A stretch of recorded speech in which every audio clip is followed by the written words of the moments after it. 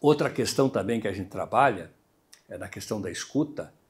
Você, ao ouvir alguém, mas veja, ouvir cansa, gasta muita energia, porque acabamos de falar isso, a expansão, o repouso, etc. Então cansa mesmo, né? A gente tem noção disso. Eu sei que eu estou já cansando vocês, né? Por mais que esteja assim interessante a minha fala, né? Então, assim, uma outra coisa que a gente ensina e treina, né? Porque tem que praticar para aprender, não adianta só ensinar falando o conceito, né? Tem que praticar até aprender. A você aprender a esvaziar-se de si durante uma escuta. Então você bloqueia as tuas referências, bloqueia os teus filtros, bloqueia as tuas crenças e bloqueia o teu pensamento. Você só escuta aquele interlocutor sob a perspectiva dele e mais nada.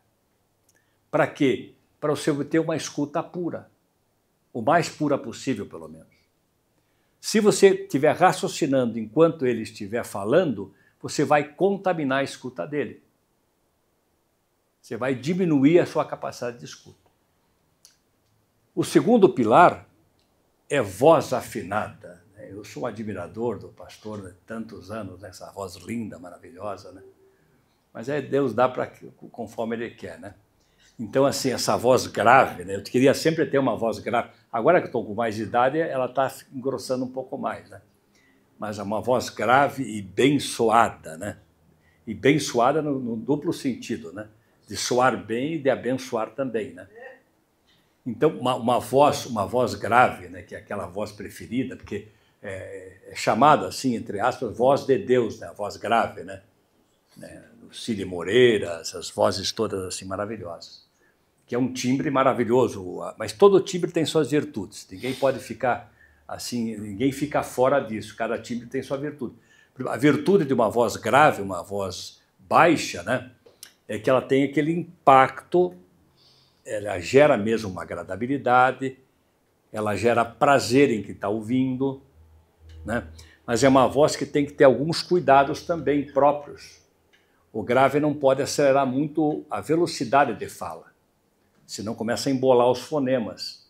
Se o grave começar a usar uma velocidade muito alta, ele embola os fonemas, não fica boa. Então o grave ele tem menos tempo de número de palavras por fração de tempo, de segundos, né? Por exemplo, o Jorge Cury, que era um grave também, né? Ele tinha uma narração mais enxuta, ele não podia narrar em detalhes o jogo, né? Bola pela minha direita, ultrapassa a linha intermediária contrária, joga na direção de Rondinelli, domina o Capita, um bolão para Nunes pela direita. Então ele dizia menos palavras, fazia uma descrição mais enxuta por causa da voz de baixo. Uma voz de tenor, que é uma voz aguda, já dá para usar mais palavras. Bola pela minha direita, se aproxima do bico direito da grandela, vai lá pela linha de fundo, bateu de pé direito. Então dá para você falar mais rapidamente, porque o agudo é uma voz de alta frequência e o baixo é uma voz de baixa frequência. Então você tem essa possibilidade, cada timbre tem sua característica. E o barítono, que é uma voz média, que é o meu caso também, que é um timbre de voz médio. Então cada voz tem a sua característica, né? Então qual que é a ideia do voz afinada, que é o segundo pilar? Você ganhar a máxima qualidade possível vocal, né? Você ganhar musicalidade, você ganhar melodia, harmonia, você ganhar ritmo que agrade ao teu ouvinte. Ou seja, o primeiro elemento que chega no interlocutor não é a palavra. O primeiro elemento que chega no interlocutor é o som. Se o som está agradável, né, a palavra será ouvida. Se o som não está agradável, a chance de não ouvir é maior. Então, o primeiro elemento que tem que ser considerado é o som da voz. Então, ganhar essa voz afinada. É isso que a gente faz nas nossas mentorias, nossos treinamentos, né?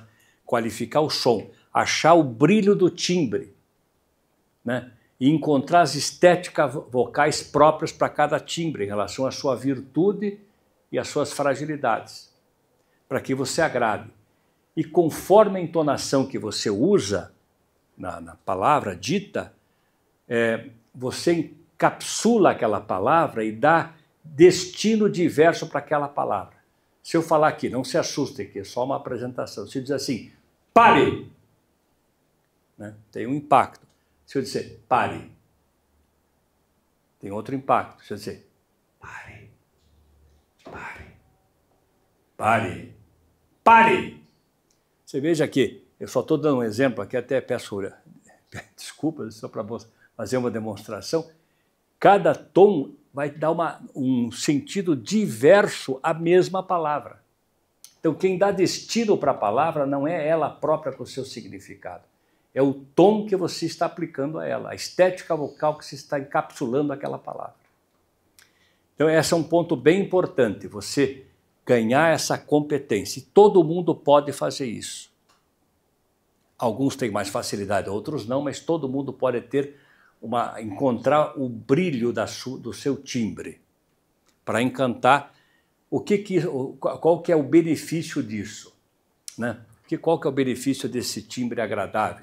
Espero que eu esteja reproduzindo na minha fala um pouco do que eu estou dizendo, né? O que isso significa? Se você está dando prazer para os seus ouvintes, está sendo agradável aos seus ouvintes, aquilo que é muito importante para você expor, compartilhar, né? Eu me vejo como um evangelista, então eu tenho esse cuidado sempre nisso, né? Você consegue ter uma atenção significativamente ampliada. Você conquistar uma atenção do teu interlocutor ampliada é o melhor dos cenários, é o maior benefício que você possa ter. Porque a atenção, esse elemento atenção, é a maior disputa na nossa contemporaneidade, é a atenção das pessoas.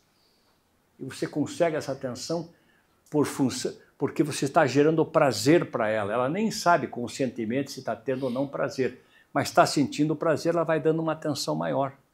Todo mundo pode fazer isso. Então, esse é o segundo pilar. O terceiro pilar é economia da palavra. Então, olha, eu fui buscar lá na tradição oral que não morreu, a tradição oral continua sendo tão potente como sempre foi, né? É um engano dizer que com o advento da escrita, especialmente da imprensa, a tradição oral desapareceu. Não, ela continua tão forte quanto antes. Lembrando que a tradição oral é responsável por grande parte do nosso conhecimento humano, inclusive das escrituras sagradas. Então não é pouca coisa a tradição oral, né? E que depois chegou a modalidade escrita. Nós estamos o Gutenberg é de 1500, quer dizer, é recentíssimo a imprensa, né? Anteriormente a ele, a escrita era restrita a poucos, né? A pouquíssimos. Então quer dizer que a escrita ela surgiu, mas não é um domínio do povo, da população, né, em geral, né? Até hoje, né, a gente tem essa dificuldade com a escrita, né? Nós temos uma média menor de um livro por brasileiro ao ano, né? Então, a escrita é um fenômeno, sim. Então, a tradição oral. A gente foi descobrindo, assim, certos aspectos. Tem uma expressão na palavra que diz, até eu citei lá na convenção, na multidão das palavras não falta transgressão. Eu vou repetir o que está escrito lá em Provérbios 10, versículo 19. Na multidão das palavras não falta transgressão. Eu vou colocar em outra expressão, que tem também outras versões. Na multidão das palavras não falta pecado. É pecado falar muito. A Bíblia é muito abundante para explicar isso que eu estou dizendo. A Bíblia é tremendamente abundante. Não se pode falar demais. Né? A Bíblia fala isso, vocês que sabem mais do que eu, né? Vamos dizer assim, a Bíblia é muito abundante, né? Quem fala demais traz maldição para si. Então, eu comecei a prestar atenção sobre esse falar demais. E sempre acabei ficando um pouco reticente, às vezes até um pouco pouco paciente com gente que fala demais. Porque é um ato assim de bastante dificuldade para quem está ouvindo. É um sofrimento. E o falar demais, ele não consegue achar o ponto, então ele volta para o mesmo ponto de outro modo e ele mesmo já não sabe o que está dizendo mais. Por isso que quem ouve esquece. Não pode falar demais. Então, vamos dizer, quem exerce a função de pastor ou os seminaristas, todos nós temos momentos de fala, né? E o que a Escritura fala sobre isso também de outro modo? Lá em Eclesiastes 5:2, ela diz assim, sejam poucas as suas palavras. Então a orientação bíblica é que sejam econômicas as suas palavras. E praticamente proibitivo o uso de muitas palavras, porque cansa, satura e não traz resultado. Então eu fiquei observando Jesus, né, como é que ele se expressava. Praticamente ele não passava de 7 palavras por enunciado. Então existe esse conhecimento consagrado universalmente, corroborado pela neurociência, cada frase ela cabe no máximo 7 palavras. 7 é o máximo. Mas 7 não é o ideal, é o máximo. Se você for para a 8ª, a 9ª, aquele que te ouviu vai te esquecer. E 7 é o máximo. Né? Talvez o ideal seja 4, 5 palavras. Sejam mais interessantes. Por enunciado. Então, esqueça a preposição, esqueça a conjunção, alongando a frase. Se começa uma frase, logo termina. Que é essa questão da economia da palavra. Né? Então, assim, é o poder de síntese. Mesmo no Sermão da Montanha, pode observar como é feito de pequenas sínteses. Né? E sempre assim. Jesus, diante de Mateus, vem e segue-me. Pronto, não preciso dizer mais nada. Né? Você crê, a tua fé te salvou. Então, essa linguagem que eu chamo de versiculada, desse nome sofisticado. Vocês devem imaginar o tamanho de um verso, né? Acho que todo mundo sabe o que é um verso. Que eu perguntei agora para um rapaz o que era um verso. Tem 200 palavras. Então você não sabe o que é um verso, né? Não pode, né? Um verso é uma linha, né? De uma letra de música, é um verso. Uma estrofe, daí já é um conjunto. Qual é o tamanho de um verso? Vamos começar a conversar mais agora. Qual é o tamanho de um verso, assim, em termos de número de palavras? Não, simples, pode falar, nós estamos conversando aqui. 7 palavras. Hã? 7 palavras. Tá bom, pode ser até 7 palavras, um verso. Cabe para um verso. Né? Tem um outro que tem 2. Um outro verso, sou feliz. 2, então. 2. Mas não é uma expressão boa de você usar? E dá para guardar, né?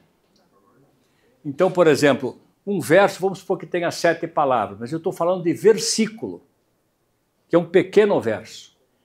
Esse é o tamanho da nossa fala. Esse é o tamanho da nossa fala. Pequenos versos. A nossa fala, a nossa orientação e treinamento é para que você componha. Nós estamos falando aqui de planejamento de fala. Não é a fala espontânea e natural. Diga. Estou falando que quando eu vou pregar, eu estou preparando o sermão, ao invés de fazer orações subordinadas no meu texto, eu preciso fazer orações diretas. Orações, frases pequenas, para transmitir o conceito. Isso. Ao invés de fazer orações subordinadas e que você, como oração, você tem um parágrafo. Isso. É preferível. E esse ensinamento veio o quê? Da própria Escritura. Até perguntei lá na convenção por que Robert Estienne, em 1555, conseguiu versicular a Bíblia.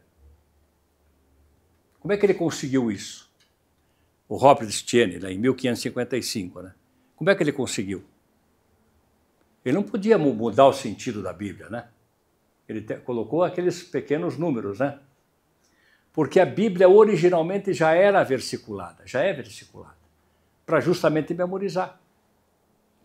E aí essa memorização ajuda, né, como é o caso dos judeus, o Pentateuco, né, ajuda a fazer uma memorização cantada. Por isso que eles decoram o Pentateuco, porque eles ficam fazendo esse movimento e cantam. Né? Então, por isso que ela é pequenininha, para caber na memória nossa. Esse é o tamanho da nossa, do nosso enunciado. Pequenas frases. Então, é uma frase com poucas palavras, na ordem direta, de preferência. E logo vem o ponto. Tem vários pastores que observam isso, que fazem muito bem isso, né? Um deles é aquele Nicodemos, né? Um presbiteriano, na verdade. Nicodemos, eu já cheguei a ouvi-lo durante 3 horas, ele faz muito isso. E eu não cansei, porque nesse ritmo acaba não cansando, né? E tem um pastor também que eu também tive uma experiência muito positiva com ele, chama Marcelo Gualberto, conhece ele? Marcelo Gualberto, daquela Mocidade para Cristo, né? Do Desperta Débora, um mineiro. Eu vi uma pregação dele e fiquei assim muito impactado, né? Então ele se chama de um contador de história, assim como Jesus. E a pregação que ele fez até hoje está na minha memória e eu consigo olhar assim como se tivesse assistido um filme, literalmente. As imagens ficaram impregnadas em mim, só com a fala dele. Ele pedia para a gente imaginar, imagine aqueles 4 homens carregando o paralítico pelaquela estrada, ele vai colocando detalhes e colocava elementos mineiros na história, porque como ele é mineiro, tirou os elementos judaicos em função da... Imagine, daí ele parava assim, imaginou? Esperava você imaginar. Eu achei isso fantástico. Ele fez, eu até tenho assim, eu pedi para ele como é que ele chegou a isso. Demorou para ele chegar, mas ele conseguiu construir isso com bastante interesse. Por exemplo, uma coisa que ele disse que eu achei interessante, quando ele foi pregar sobre a filha de Jairo, né? Aí ele pergunta, antes de falar, ele pergunta, quem aqui tem filha mulher? Então, daí ele fala da filha de Jairo, quer dizer, ele abre a alma da pessoa que tem filha, né, para ganhar uma empatia, daí ele fala sobre a filha de Jairo, quer dizer, algumas coisas aqui que eu não vou agora me alongar, mas que me lembrei dele, achei ele muito interessante. Parece muito simples, parece que ele não tem esse poder todo, mas tem. É muito natural essa maneira de fazer, cada um tem a sua peculiaridade. Então, assim, a ideia é da gente trabalhar sempre, como o senhor falou bem, pastor Silvado, né? Frases curtas na ordem direta, ponto. Agora, para tudo isso acontecer, tem um segredo. Tem né, dentro dessa fórmula aqui, né? Nós falamos da escuta fina, falamos da voz afinada e da economia da palavra. E tem que ser econômico, né? Bom, existe um... Oi? O verso, o Senhor meu pastor, e nada me faltará, é um verso? Então? É um verso. Um verso. O Senhor meu pastor e nada me faltará. Isso. Por isso que a Bíblia foi constituída em pequenos versos para justamente memorizar, né? Porque mais que isso não dá, né? E os judeus, não sei se ainda hoje tem, mas acho que os ortodoxos, né? Eles decoram todo o Torá, né? O que não é pouca coisa, né? Por isso que não dá para concorrer com eles, né? Aliás, eles não só decoram todo o Torá, como a matemática, quando você começa a fazer uma operação matemática, eles já sabem o resultado. Então, né? Então, aí não dá, né? Mas a gente, mesmo como gentil, tem as nossas qualidades, né? Mas assim, então esse é um aspecto importante, né? Poucas palavras. Agora tem um aspecto que eu chamo de forma sofisticada, o fator motriz, né? E depois eu vou pedir para a Ju me entregar um exemplar do livro aqui, eu trouxe livro para quem quiser, está à disposição. Mas daí tem um fator motriz, pode trazer, tem um fator motriz desse processo, da escuta fina, da voz afinada e da economia da palavra, que é aprender a emprestar a sua alma para as suas palavras. Falar simplesmente não comunica. Quem fala, o ouvinte esquece. Às vezes até no momento que ele está falando. Não precisa nem ser depois. Falar não comunica. Ah, mas eu falei. Tá bom, parabéns. Falar não comunica. Não é a fala que comunica. Não é as palavras que diretamente que comunicam. É você aprender a emprestar a sua alma para as suas palavras. A sua expressão precisa ser almada. Ou seja, você precisa emprestar a sua personalidade para as suas palavras. Personalidade. A personalidade é manifesta pelo som articulado que você emite. Então a voz expressa a nossa personalidade. Persona, pelo som, já falamos sobre isso. Então emprestar sua personalidade para as suas palavras. Emprestar sua convicção, a sua fé, a sua confiança, a sua segurança. Esses elementos que eu acabei de falar, eles respondem e são capazes de abrir as janelas da memória do seu ouvinte.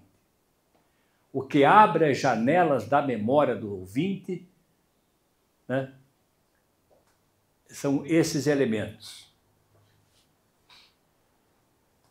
Né? Uma palavra encapsulada pela personalidade, pela alma. Né? A alma, segundo o Atmani, né, que estudou os teólogos ingleses, é composta de mente, vontade e emoção. Ele tem um quarto elemento muito curioso também, que é o humor. Né? O humor é interessante, porque cada um tem um. Né? Humor, eu imagino aqui, humor também da palavra humus, que quer dizer terra. Né? Então, humor é uma característica muito particular de cada um. Então, quando você empresta tudo isso para as suas palavras, elas é que abrem a memória, as janelas da memória do seu interlocutor. E com as janelas abertas, o seu interlocutor vai escutar aquelas poucas palavras que você preparou com inteligência e sabedoria. E aí, esse ouvinte vai guardar aquela palavra que foi dita. Vai guardar. Porque a janela estava aberta. Porque a janela estava aberta e eram poucas as palavras feitas com sabedoria, com inteligência. Esse ouvinte, ao fazer isso, pelo impacto das suas palavras, ele vai destinar aquelas palavras ouvidas para a memória de longo prazo, que é praticamente ilimitada. A memória de curto prazo, essa que nós estamos usando agora, ela é limitada e bastante limitada. Por isso que a gente ouve e esquece. Mas a de longo prazo não, você guarda. E ao guardar a palavra de longo prazo, ao guardar essa palavra, a tendência desse ouvinte é proferir essa palavra em contextos e circunstâncias que forem apropriados. Ele vai repetir essa palavra.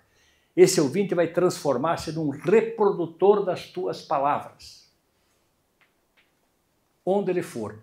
Pode ser um ouvinte, pode ser 10, 20, 1000 e assim por diante. Esses ouvintes, ao falarem também, eles tendem a reproduzir o tom que ouviram da palavra memorizada, ele vai fazer isso também com seus interlocutores, seus ouvintes. Portanto, uma palavra que iniciou por você tornou-se exponencial.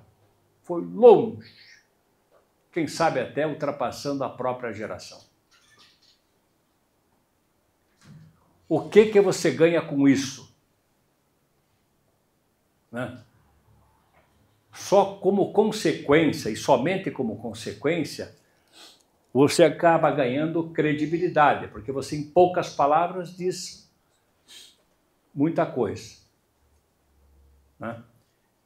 Então você ganha credibilidade, ganha notoriedade, ganha autoridade e torna-se um sábio no falar. Qual a consequência também final disso? A prosperidade tão almejada por todos, entendendo prosperidade muito além do econômico, evidentemente, aqui não precisava nem falar isso, né? Prosperidade geral, você não precisa nem ir atrás dela, ela te alcança. Ela te alcança com uma graça. E você torna-se uma pessoa bem desenvolvida no desenvolvimento pessoal e torna-se uma pessoa especial. Acho que basicamente assim é isso que faz esse trabalho. E eu mirei tudo no Senhor Jesus. Como é que o Evangelho chegou até hoje, né? Foi um pouco desse jeito, né? Então, para quem quer se tornar assim uma pessoa especial, né, até para atuar com bastante eficácia no reino, né, e no que estiver fazendo, nós vivemos para o reino, né, na verdade. Eu brinco que o que eu faço é um pretexto pro texto. O texto é o Evangelho, né? Então, o que eu faço, o que eu estou fazendo agora aqui, é um pretexto para o texto. Eu normalmente uso muito esse trabalho, por isso que utilizo-se muito da Escritura para evangelizar. Eu acho que é isso, assim, mas eu queria, não sei se há tempo para isso, eu queria alguma interlocução de vocês, assim, mínima que seja, né? Já que eu cometi aí Se alguém quiser falar alguma coisa, dizer alguma coisa, fique à vontade, se sintam à vontade.